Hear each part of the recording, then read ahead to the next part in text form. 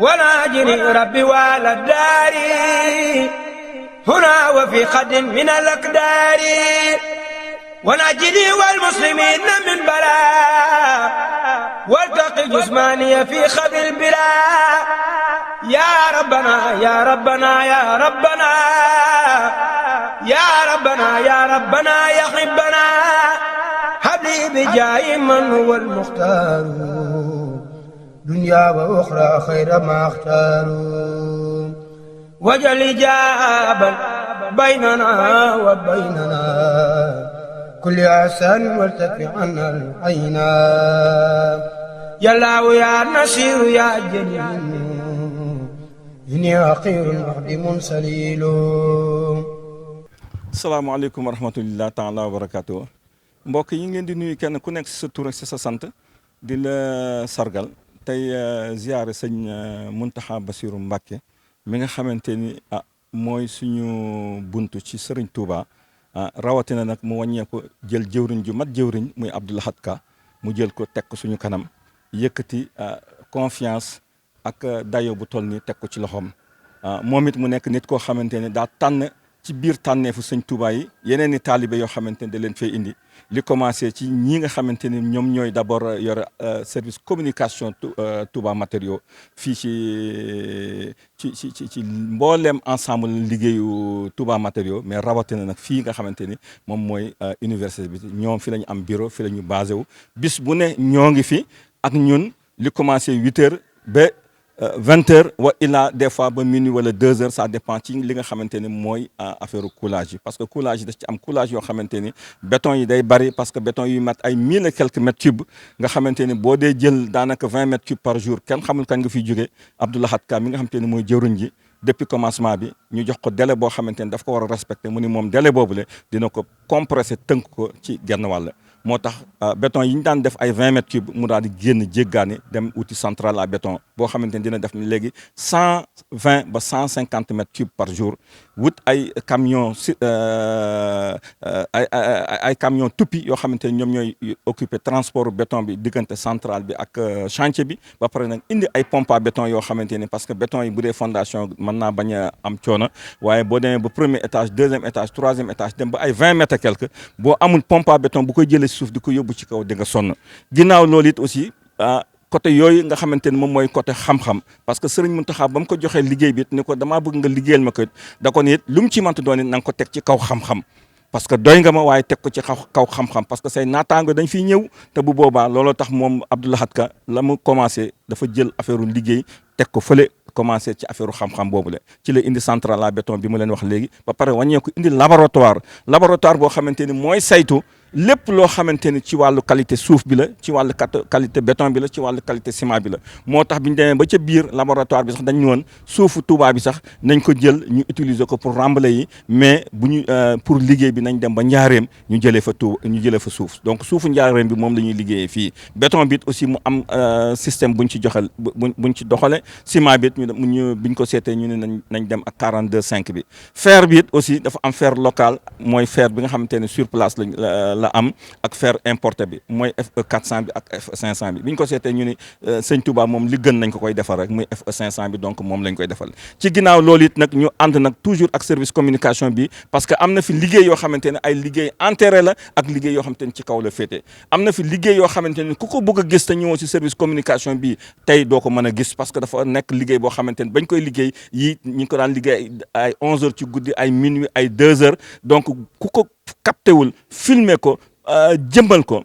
tey jii dina fekk ñu suul ko parce que du lépp la ñuy mën a wane dañ koy suul nga xamante ne dafa am ay sous-sol ak yu demee noonu am ci ay semelles yoo xamante ne ay semelles yu ànd ak ay libaas la yoo xamante ni ay 3,50 m fa lañ ko def parce que toujours ci xarañu Abdou Lahad Ka rek ci la gindi woon waa service géotechnique yi ñu saytu suuf si pour xool suuf si lan la atteindre ak yu demee noonu moo tax ñun bi ñu démarré waroon a dem gas ay 1,50 m lañ ko prévoiroon mais bi nga xamante ne saytu na ko wàcc nañ ko ba 2,50 m ba 3,20 m nga xamante ni loolu lañ wax ni foofu mooy suuf bi nga xamante ni suuf boobu moo war a mën a yenu bâtiment mu nekk lu baax donc yooyu moom laa leen wax ni leen service communication bi moo yore loolu parce que foofu xaalis dem na fa matériel dem na fa doole dem na fa te tey jii comme suul nañ ko ku ñëw da ngay gis bâtiment bu taxaw rek yow li ci kanam li ci kaw boo ko xoolee da nga naan doo xam la ca suuf te fekk na la ca suuf nekk na loo xamante ni dañu liggéeyu Sëñ Tuubaa dafa nekk liggéey boo xamante ni fii ba téeméeri at day mel ni liggéeyu jumaa ji rek ña ko doon liggéey kenn xamatul fu ñu nekk tey jii te tey jii actuellement ku bëgg lu wér demal ca jumaa ja donc loolu la sëñ Muntaxa Basiru Mbàkke sant Abdou Lahad Ka Abdou Lahad ko nangul ko ba pare teg ñu ko ñu di ko def donc nag ginnaaw bu loolu weesoo tey jii ginnaaw boo xamante ni liggéey nañu at ak ay weer te nga xamante ni liggéey bi waroon naa dem ci ñaari at sëñ Muntaxa Mbàkke santoon ko Abdou Lahad Ka tey jii actuellement 9 bâtiments yi nga xamante ni moo doon leem 9 bâtiments yi nga xamante ni moom la ñu ciblé woon muy côté administration comme fii ñu nekk nga xamante ni fii moom mooy rectorat bi mooy administration université bi lépp luy xew ci université bi fii lañ koy defee donc fii moom mooy rectorat bii nga xamante ni mi ngi nekk ñetti étage nga xamante ni 3600 mètres carrés la mais tey jii gros œuvre bi yëpp actuellement taxaw na ci lañ nekk nii li commencé ci fondation yi li commencé ci rez-de-chaussée bi premier étage deuxième étage troisième étage ba ci éducule bi ak escalier yi ak cage d'ascenseur yi lépp pare na li ci maçonnerie def nañ ko li ci des yëpp ngeen gis ko mu nekk vitrage la boo xamante ni dafay jël nouvelle génération bi donc fii moom mooy bâtiment donc rectorat bi nga xamante ni actuellement seconde œuvre actuellement léegi nii rek suñu naataango loo technique yi ñi ngi fi actuellement di génn seen i xam-xam ak seen xarañte pour defal ñu loo xamante ni dafay méngoo ak jamono pour communication boo xamante ni dañ koy relier ak salle de classe bu nekk relier ko ak amphithéâtre yi ba nga xamante ni lépp luy xew ci université bi ñoom fii daal moom mooy gestion technique de l'université et gestion administrative de l'université donc muy bâtiment bi bu ñu fa jugee nag bâtiment bee ñu jàkkaar lool mooy bâtiment bi nga xamante ni di ngeen ko gis ci PC service communication bi di ngeen ko gis ci PC yi muy bibliothèque bële moom mooy le seul bâtiment ci université bi boo xamante ni sous-sol la ba pare nag nekk 6 niveaux ñu wàññi ñaar yi arrêté ko 4 jël ñaar yi yóbbu ko fële ca kër xasida yi léegi nag fondation ba la ñu doon wax noonu mooy fondation boo xamante ni ci archive service communication bii taxaw nii nga xamante ni wax dëgg yàlla ñun entreprise naw nañ leen di ngeen ko ci gis nga xamante ni foofu la ñu waxoon ni def nañ fa 1425 mètres cubes de béton nga xamante ni nekk na 535 tonnes de ciment ak 140 tonnes de fer mu nekkoon loo xamante ni ak logistique gu Touba matériaux liggéey nañ ko ci diir bu gàtt boo xamante ni dafa jaaxaloon ñëpp bâtiment boobu actuellement sous-sol ba jeex na defar nañu plancher au sous-sol ñi ngi yëkkati rez-de-chaussée bi di yëkkati poteaux yi bâtiment boobu mën nañ ni mi ngi ci 40%. bii ma jàll léegi dama leen ba fàtte wax ni leen gros œuvre am muy rectorat bi mi ngi ci 98% actuellement lot technique yi moom lañ nekk ci 30% parce que geen yi rek lañ def mu des nag tout ce qui est filerie ak appareillage doog a ñëw bu ñu jógee ci administration bi yore ñaari bâtiment ñu dem nag ci majalis bi nga xamante ni majalis bi lu ñor Serigne Mountakha la parce que ca njëlbéen ba ñu ñëwee commencé lañ ma ci majalis bi moo tax Abdou Lahad Ka majalis ba tey jii feeg ñetti weer bokk na ci li nga xamante ni moom la ñu war a joxe majalis boobu ma leen di wax dafa am ñaari salle d'étude yu fa nekk ak benn restaurant benn salle d'étude bi 2400 mètres carrés la moom lañ tuddee salle d'étude petit modèle beneen salle d'étude bi mi ngi nekk 4800 mètres carrés boobu lañ tuddee salle d'étude grand modèle boobu 4800 mètres carrés la am na ñaari ascenseur ak it tout le système de l'eau technique yi nga xamante ni dinañ ko wax ci kanam boobu muy bu mag boobu mi ngi ci 95% de gros œuvre seconde œuvre bi actuellement mi ngi ci 40% parce que électricité plomberie yooyu lañ jotagum def ak étanchéité ñu dem ci bu ndaw bi ñoom ñoo xaw a tolloo parce que moom bu ndaw bi moo xaw a wàcc tuuti mi ngi ci 85% de gros œuvre seconde œuvre bi mi ngi ci 40% ñu ñëw nag ci restaurant bi actuellement ñi ngi koy xadd parce que restaurant la boo xamante ne 400 mètres carrés la war a jëlandoo 400 xale par service ce qui fait que boobu actuellement gros œuvre moom mën nañ ni 100% la léegi charpente ba actuellement ak couverture ña ngi koy couverture ça veut dire que ñu ngi ci 98%. Seconde œuvre bi nag léegi dafa nekk loo xamante ni moom bâtiment boobu ginnaaw buñ ko liggéeyee ba pare dafa am beneen service boo xamante ni toujours Abdou Lahad Ka da leen di woo ñuy ñëw muy que les dernières cuisines yi nga xamante ni ñoo xew ci jamono ñu am ay réaménagement yu ndaw yoo xamante ni diggante salle de production bi maanaam fi ñuy toggee ak diggante fi nga xamante ni fan la congélateur yi nekk maanaam muy ni ñu ko tuddee encore chambre froide yi ak fi nga xamante ni ak dégagement pour poubelle yeeg yu demee noonu donc yooyu yëpp dañ ko xaw a réaménagé waat moo tax mu xaw a am tuuti soppeeku mais moom Abdou Lahad Ka nee na fii ak weer bëgg na ñu añe fa ginnaaw majalis boobu ñu dem nag ci UFR sciences islamiques et langue arabe foofu moom ñeenti bâtiment ñoo fa nekk ñetti salle d'étude ak benn amphithéâtre bu 1500 places boo xamante ni moom it ci dernière génération la bokk parce que moom la ñuy faral di wax ni amphithéâtre la boo xamante ni la ca nekk yëpp buñ ko bëggee wax xëy na du xaj ci interview bi mais liñ leen ci mën a wax rek mooy que ni amphithéâtre la boo xamante ni dañ ko doté avec la nouvelle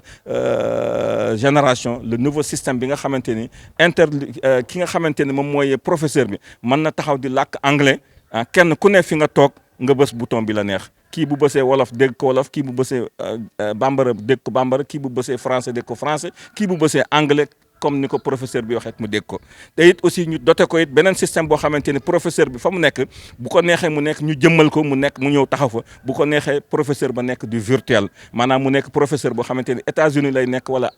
wala Allemagne lay nekk wala Arabie Saoudite lay nekk wala Égypte lay nekk wala Caire lay nekk foofu mu mel ni moom ci boppam en 3D moom moo taxaw ci kanamu élèves yi di wax li muy wax te kenn ku nekk it ki nekk ci suuf jege ko ci 1500 personnes bi ki nekk ci suuf jege ko à 1 mètre na muy dégge professeur bi na muy wax ka nekk ca kaw à 6 mètres noonu la koy dégge du am benn interférence parce que dafa am système acoustique boo xamante ni dañ ko fa def ak climatisation boo xamante ni lépp dañ ko ci prévoir muy amphithéâtre bi boo fa jógee nag nga dem ci salle d'études yi moom nekk na salle d'études yoo xamante ni benn bu ci nekk 2400 mètres carrés di ñetti salle d'études foofu la bâtiment témoin ba nekk mooy bâtiment bi nga xamante ni fa la ñu def lot technique bi nga xamante ni moom mooy échantillon donc foofu gros œuvre mi ngi ci 100%. Seconde œuvre bi électricité mi ngi ci 80% lu fa des lu dul appareillage rek parce que dañuy xaar peinture carrelage ba ma nga sa 100% boo demee ci pose aluminium ba ma nga sa 100% grille métallique yi garde corps yi nga xamante ne en inox la donc ay modifications yu sew moo fa des yoo xamante ni daal xëy na ca diggante ca étanchéité terrasse ba ca kaw lay doon mais étanchéité yi nekk ci rez-de-chaussée yeeg non astafurlah rez-de-chaussée amul mais diggante premier étage deuxième étage ci salle d'eau yi ak dégagement yi nga xamante ni yooyu pour bañ ndox di fa taa ëllëg la loolu moom fa nekk ginnaaw loolu muy bâtiment milieu bi it aussi bâtiment la boo xamante ni wax dëgg yàlla it aussi dafa bokk it comme bâtiment témoin bi tey jii ñoom ñaar ñoo tolloo benn avancement c'est-à-dire gros œuvre mi ngi si 100% seconde œuvre bi mi ngi si 85%. ñu dem ci bâtiment aile droite bi nag moom moo am lu mu des aile droite bi bâtiment la boo xamante ni kii nga xamante ni moom moo def finition bi nga xamante ni mooy finition bii ñu nekk nii muy rectorat bi ki fi nekk actuellement moom lañ jox rectorat moom lañ jox bâtiment aile droite ba pour mu def finition bi comme ni mu defee fii finition yi am na keneen koo xamante ni xëy na ku tudd loolu it doo ko mën a ñàkk ba ñu tudd muy chef de chantier bi nga xamante ni moom moo nekk ci rectorat bi chef de chantier boobu nag it moom moo yoroon bâtiment milieu ba moo ko liggéey ba nga xamante ni mel na ni parce que booba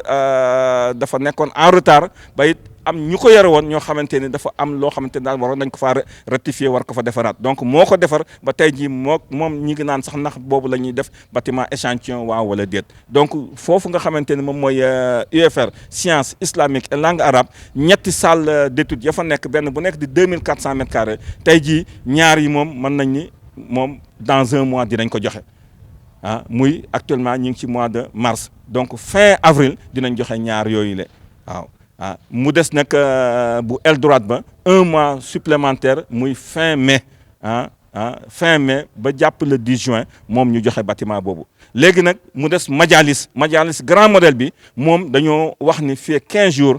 dina fekk bateau yi nga xamante ne dañoo commandé carrelage yeeg yu demee noonu nga xamante ne Abdou Lahad Ka dafa génnoon commandé loolu lépp léegi nag ak situation dëkk bi ak Covid 19 bi moom la ñu xawul maîtriser kañ la bateau yooyu di ñëw bateau yooyu bu ñu egsee donc fii 15 jours dinañ ci am lu leer ci la wax ni ci lay joxe délai bi nga xamante ne moom lay joxe Majalis Grand Modèle. léegi nag moo tax nag bâtiment bii nga xamante ne moom lañ nekk muy rectorat bi bokku ci woon waaye gaa ñëpp duut nañ ci baaraam parce que boo xoolee nii sama ginnaaw gis nga lële nga xamante ni muy aluminium bële nekk na aluminium boo xamante ni moom la ñu war a def vitrage yi fii ah Abdou Lahad Ka ak xarañam au lieu mu toog ni day xaar maître d'œuvre ñu indil ko ay échantillon wala ñu wax ko lii wala ñu wax ko laa moom daa dem wuti ko def proposition ni leen échantillon baa ngi nii bu fekkente ni seet nañ ko bii samedi bi passé xool nañ ko ba ñëpp d'accord nañ ci léegi li des mooy ñu arrêté ban qualité de vitrage moom lañ fiy def ci épaisseur ak ci couleur pour mu méngoo ak bâtiment bi ba nga xamante ni bu boobaa ñu man ko def ginnaaw loolu nag it wax dëgg yàlla ñi ngi sant Abdou Lahad Ka mi suñu jëwrin nga xamante ni ñun tey jii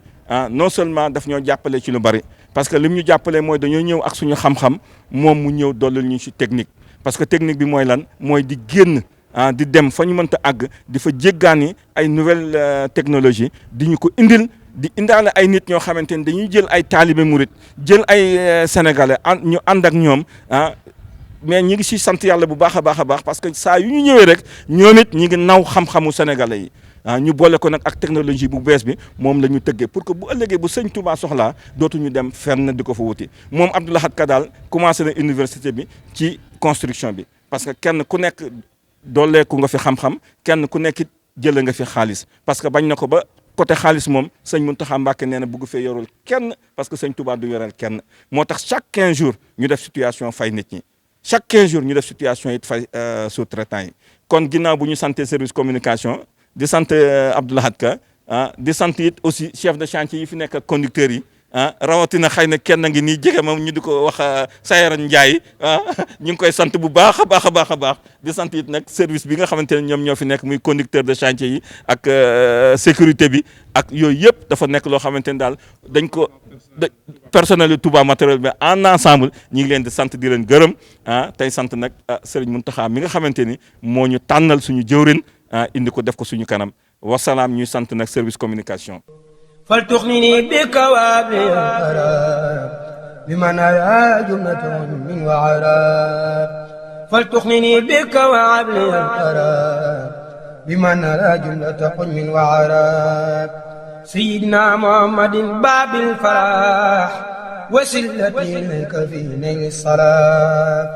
وسليا وسلما عليه وكل من قد انتمى إليه